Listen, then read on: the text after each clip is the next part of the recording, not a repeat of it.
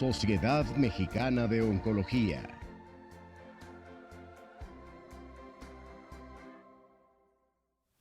Y la pregunta que mando a todos los participantes, ¿hay que resecar a toda costa? ¿Hay que buscar el R0 con márgenes negativos? Recuerden el principio oncológico, estamos obligados a proporcionar el tratamiento oncológico que dé mejores resultados en sobrevida y periodo libre de enfermedad a 5 años. Es un principio de nuestras escuelas oncológicas. ¿Cuál es el tratamiento que otorgamos? Aquel tratamiento que muestre la curva mejor en sobrevida y periodo libre de enfermedad a 5 años. Hay que resecar a toda costa, tenemos que hacer otro papel, buscar otros estudios, otras alternativas. Los datos que mostraba el doctor es que en México hay 4.849 pacientes diagnosticados al año y 4.475, una mortalidad prácticamente del 93%. Continuamos entonces buscando más alternativas para estos tumores borderline y aquí la importancia de la neoadyuvancia. Por eso le pedimos a nuestro siguiente ponente, el doctor Jordi Guzmán Casta, que representa a la Escuela del Hospital General de México, la Escuela de Oncología Médica, para que nos hable de la importancia, cuál es el papel, cuándo decir, doctores, este paciente no es quirúrgico, este paciente va a neoadyuvancia y las tasas de éxito serán mejor para este grupo de pacientes seleccionados. Doctor Jordi, por favor.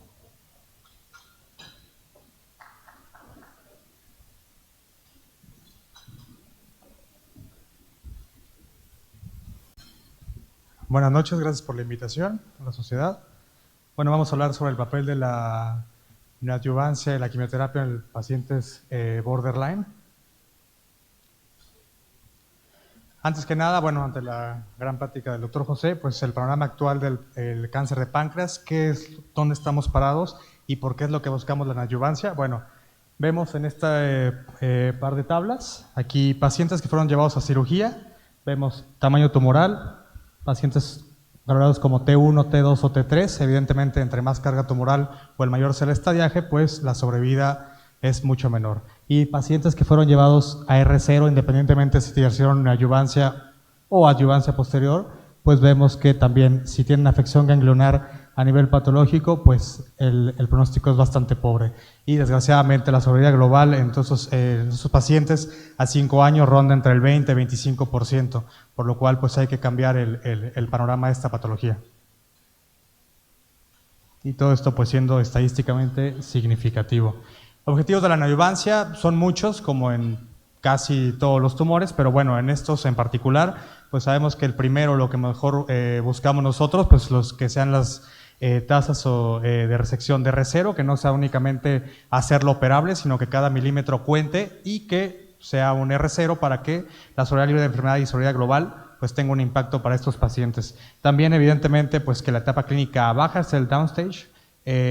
Únicamente quizá reportado que el 15 a 20% de los pacientes lo pueden lograr, esto con los esquemas más efectivos de quimioterapia que ahorita vamos a ver. También disminuir la complejidad quirúrgica para el cirujano oncólogo y sus complicaciones posoperatorias.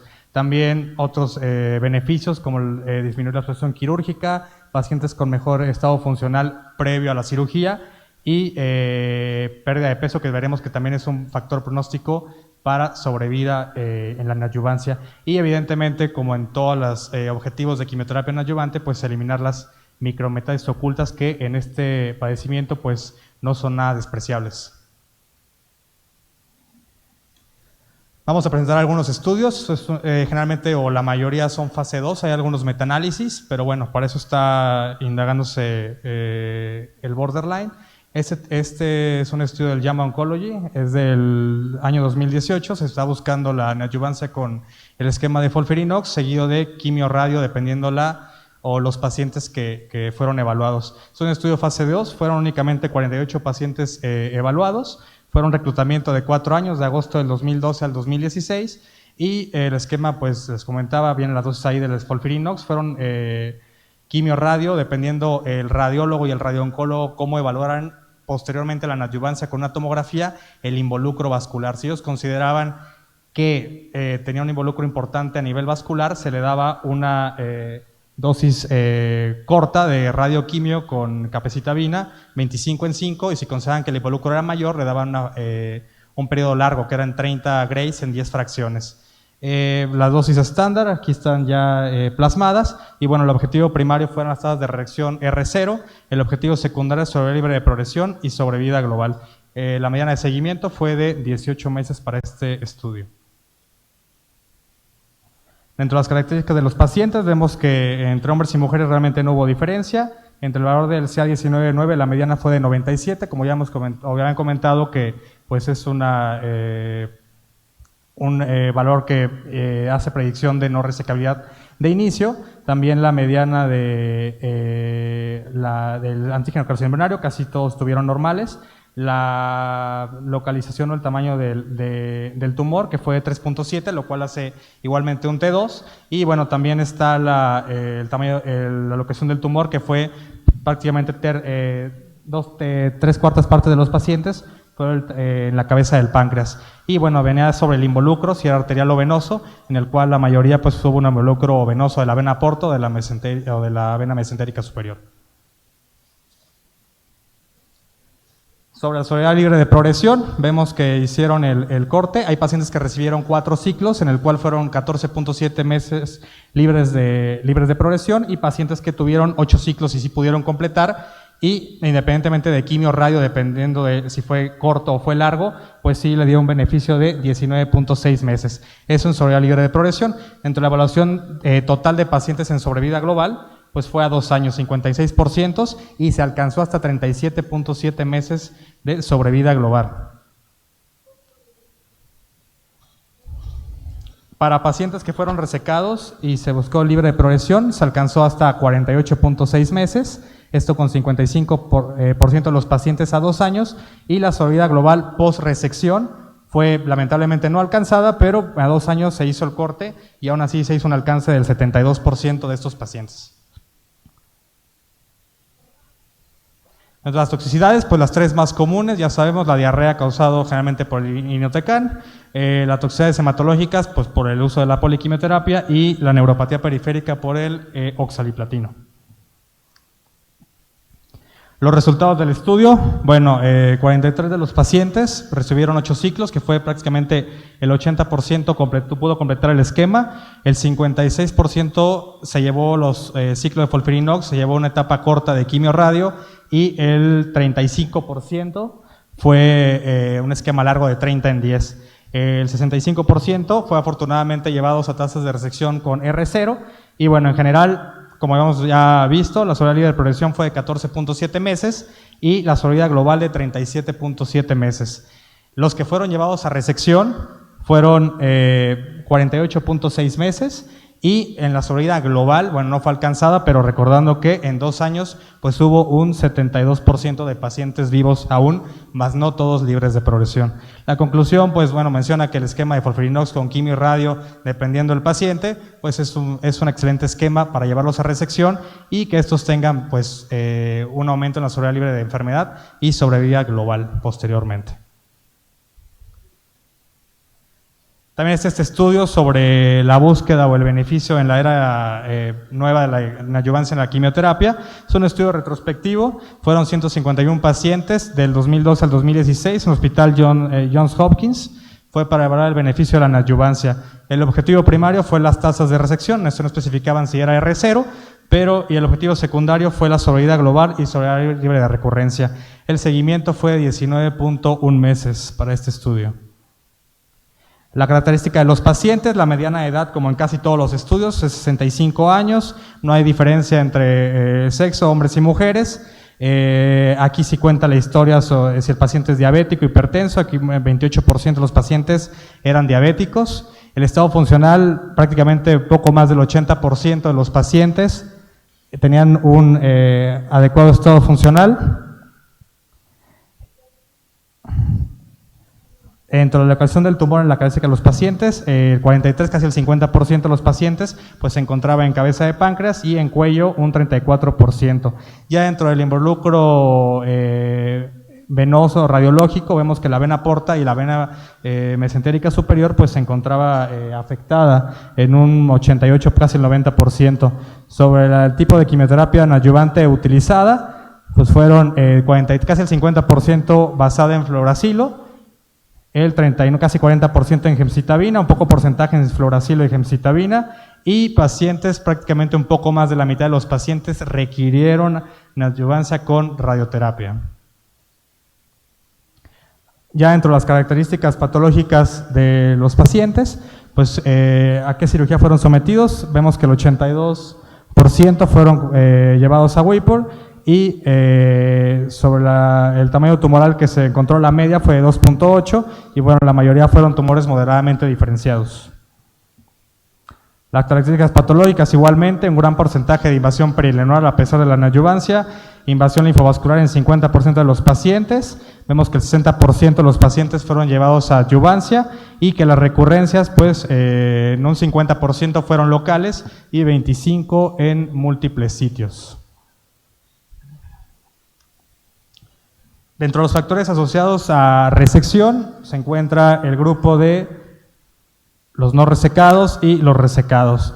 Se hicieron el análisis multivariado y vieron que algún subgrupo de pacientes sí tenían un beneficio en que se pudieran resecar o que no se pudieran resecar. En este caso, estadísticamente significativo, el pacientes que no tuvieran comorbilidades, en este caso que no fueran diabéticos, pues tenían un mejor pronóstico para que se pudieran resecar. Igualmente la edad, vemos que en los resecados son pacientes más jóvenes y generalmente pues con menos tiempo o sin comorbilidades y con un mejor estado funcional, y también tiene estadísticamente significativo el tamaño, la localización tumoral, en el cual si son tumores que se encuentran en cabeza o en cuello de páncreas, pues evidentemente son pacientes un poco más factibles para llevarse a resección después de la neoadyuvancia.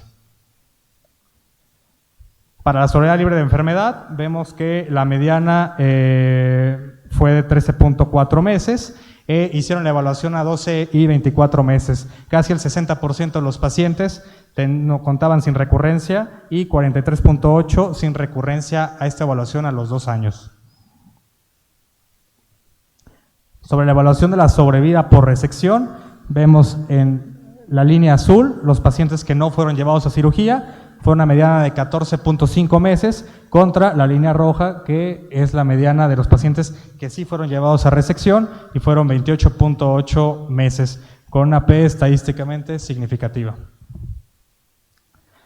Los resultados o conclusiones del estudio fue el 63, 2/3 partes de los pacientes afortunadamente fueron llevados a resección, 51, un poquito más de la mitad de los pacientes sí tuvieron que recibir radioterapia neoadyuvante.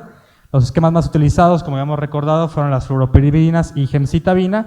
Ya dentro del análisis de los resecados, vemos que fue sí estadísticamente significativo, fueron 28.8 meses para los pacientes resecados y para los no resecados fue prácticamente la mitad, fueron 14.5 meses con una P estadísticamente significativa. Dentro de los factores asociados a mejor pronóstico que sí fueron llevados a resección está el estado funcional, la localización del tumor que sea en cuello o en cabeza de páncreas, pacientes sin comorbilidades que no fueran diabéticos y la edad, que sean al menos en este estudio por los que fueron resecados a 64 años. Y las conclusiones, bueno, desafortunadamente sí 2/3 partes que no fueron resecados tuvieron progresión, pero bueno, el 63% sí fue llevado a resección y se le otorgó hasta 28 meses desde sobrevida global.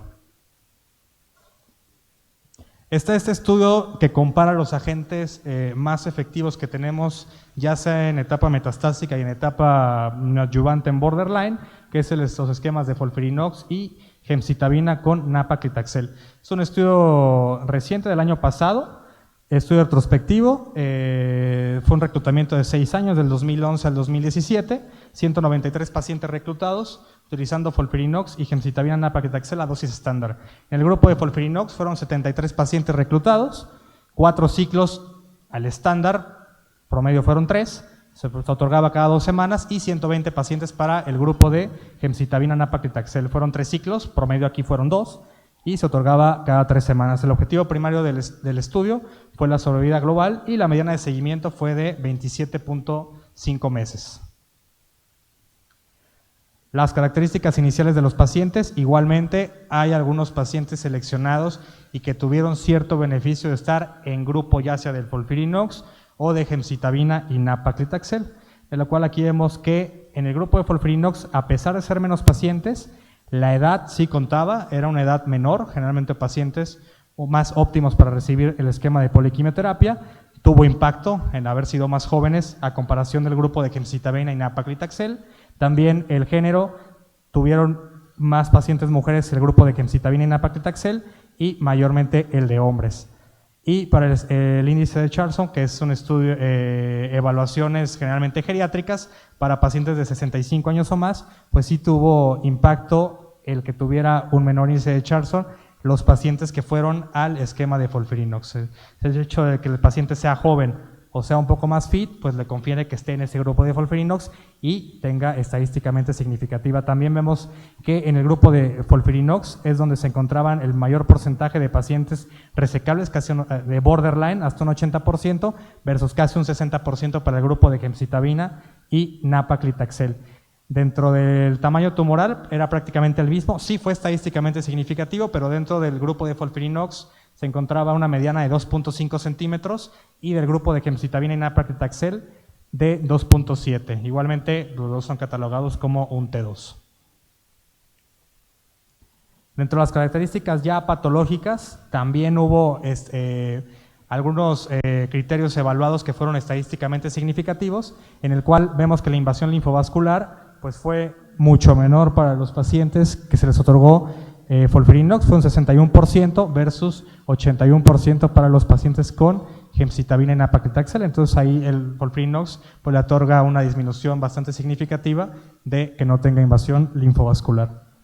Y también hicieron una evaluación del estadio patológico de la afección ganglionar, donde los pacientes de FOLFIRINOX también les otorgaba un beneficio a nivel del patológico ganglionar con un 56% versus casi un 75% para los pacientes con gemcitabina y nab-paclitaxel.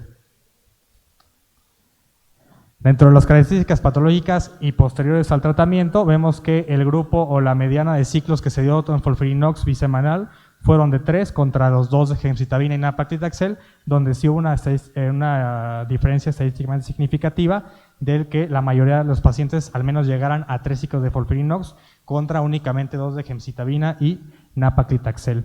También el tiempo del diagnóstico del tratamiento fue un poco mayor para la gemcitabina, otorgándole el beneficio a un tratamiento mucho más temprano a los pacientes con gemcitabina y nab-paclitaxel. Ya dentro de la sobrevida global, otorgando el tratamiento, se vio 38.7 meses para el esquema de FOLFIRINOX contra 28.6% para el grupo de gemcitabina y nab-paclitaxel. Desafortunadamente, pues es una P no estadísticamente significativa. Igualmente se hizo el análisis multivariado y dijeron, bueno, vamos a ver qué pacientes sí tienen beneficio o en qué subgrupos se pudieran beneficiar de a pesar de que en cómputo global no fue estadísticamente significativo, pacientes que tuvieron peso y no tuvieron una gran pérdida de peso previo al tratamiento con la adyuvancia, sí tuvo una P estadísticamente significativa. Entonces el hecho de que no tengan el desgaste y el pérdida de peso, pues sí lo otorga con la adyuvancia y prequirúrgico, que sí aumente la sobrevida global en estos pacientes. También hay otras características. La adyuvancia con FOLFIRINOX, independientemente también de los ciclos, el mismo esquema per se le otorga un beneficio estadísticamente significativo y también la disminución, en este caso lo marcaban del 80% de la disminución del CA19-9, pues vemos que también tenía una P estadísticamente significativa. También el 60% recibió adyuvancia, también esto va a impactar sobre la sobrevida global, eso ya es conocido, eso ya ha sido estudiado y el total de número de ciclos igualmente. Dentro de los resultados, las tasas o la resección de R0 en este estudio fueron bastante importantes, fueron de un 80%, la mediana de sobrevida del FOLFIRINOX fue de 38.7, recordemos, y la del gemcitabina y nab-paclitaxel fue de 28.6. No es estadísticamente significativa, pero pues recordemos los subgrupos de pacientes que sí pueden llegar a ser beneficiados. El esquema de FOLFIRINOX pues se asoció, ya lo sabemos, a a un patológico ganglionar mucho menor al gemcitabina y nab-paclitaxel, 56 versus 72%. Y bueno, de la evaluación de subgrupos, pues hagamos la conciencia de que el esquema, esto ya se ha comprobado en metastásico y ahora en adyuvancia, de que el esquema FOLFIRINOX, pues definitivamente es una excelente opción para pacientes seleccionados, sin comorbilidades, y algunas otras selecciones que ya se mencionaron, para que tengan aumento en la sobriedad global, en este caso, pues casi aumentando en 5 meses en estos tipos de subgrupos. En esta revisión de este año, del 2019, en el Seminars in Oncology, hay los metaanálisis más importantes que se han llevado a cabo, desde los pacientes resecables, borderline o irresecables. En este caso les quise poner los 3 más importantes que se hizo la revisión de este año. Está el estudio de Gillen del 2010, en el cual fueron 111 estudios para pacientes para adyuvancia, desde el año 1966 hasta el 2009, en el cual, bueno, generalmente llevaron exploración quirúrgica al 50% de los pacientes. La resección fue exitosa en un casi 70% y la resección de R0 fue en casi un 80%, que es lo que pues estamos observando últimamente con los nuevos esquemas. La mediana de sobrevida global fue de 20.5 meses, eso en este estudio fue en 2010. Tenemos en 2017 el estudio de Angelo, en el cual fueron 2 estudios prospectivos con mayor impacto, en el cual fueron pacientes evaluados, estudios del 2008 al 2015. En las tasas de resección no variaban al estudio de Gillen, fueron 65%, y la mediana de sobrevida global era muy similar, aumentando aproximadamente pues 2 meses, llegando a 22.7 meses. Y el último, que es el último metaanálisis, el Everesten en 2018, en el cual ya se hace un poco más el desglose de pacientes que son resecables, pacientes que son borderline o pacientes que son irresecables. En el caso que nosotros nos enfocamos, que es los pacientes con enfermedad borderline, vemos que hay un impacto significativo a favor de la adyuvancia, con 19.2 meses a favor de llevar al paciente borderline a un esquema de quimioterapia adyuvante, independientemente cuál sea, a llevarlo a cirugía de inicio, en el cual le otorgó 12.8 meses. ¿Qué es lo venidero, lo que esperemos próximamente podamos ver o que nos pueda ofrecer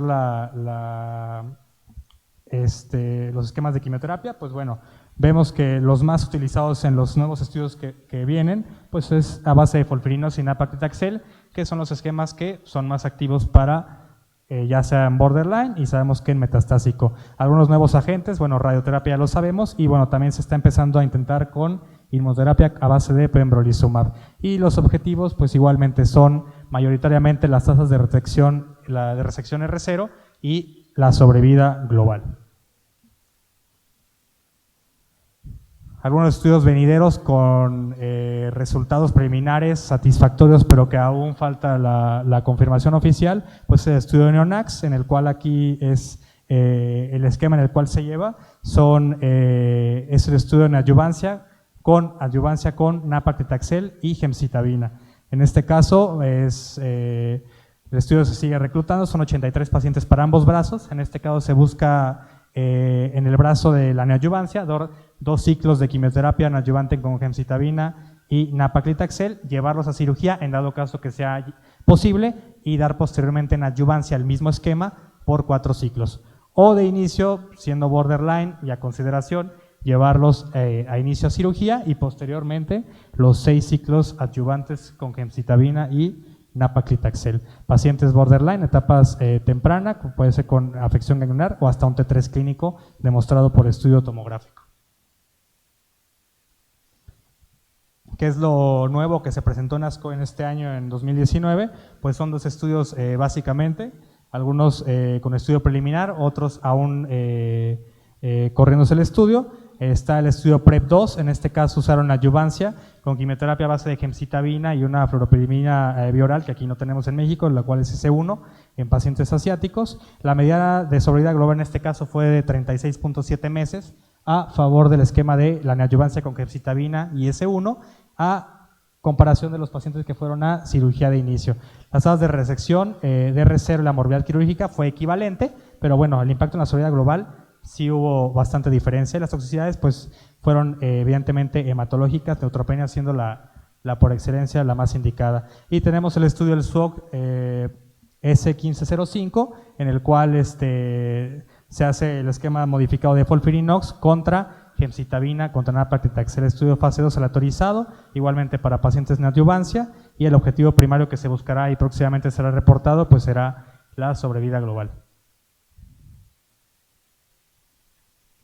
Y bueno, como conclusiones finales, pues lamentablemente únicamente el 20-25% de los pacientes de inicio van a poder ser, o en etapas tempranas van a poder ser resecables, y como habían comentado en la plática pasada, sí es de toma fundamental distinguir entre pacientes que son resecables, pacientes que son borderline y pacientes que definitivamente son irresecables. Tener el consenso entre cirujanos, oncólogos médicos, radiólogos, radiooncólogos y ver cómo se puede catalogar mejor al paciente y otorgarle pues el mejor beneficio. Los esquemas más utilizados y que mayor beneficio tienen en pacientes borderline es la gemcitabina y nab-paclitaxel y el FOLFIRINOX, como ya hemos visto en los estudios analizados.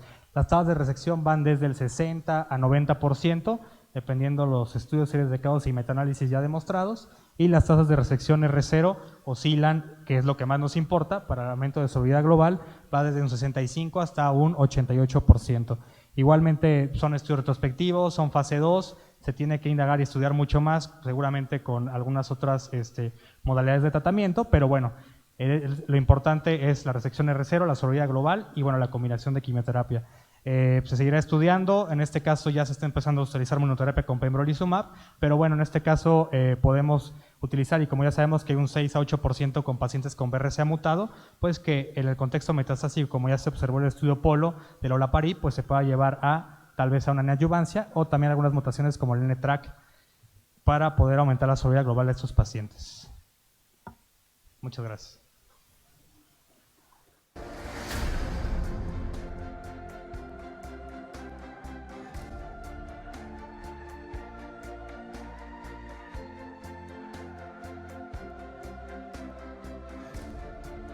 Sociedad Mexicana de Oncología.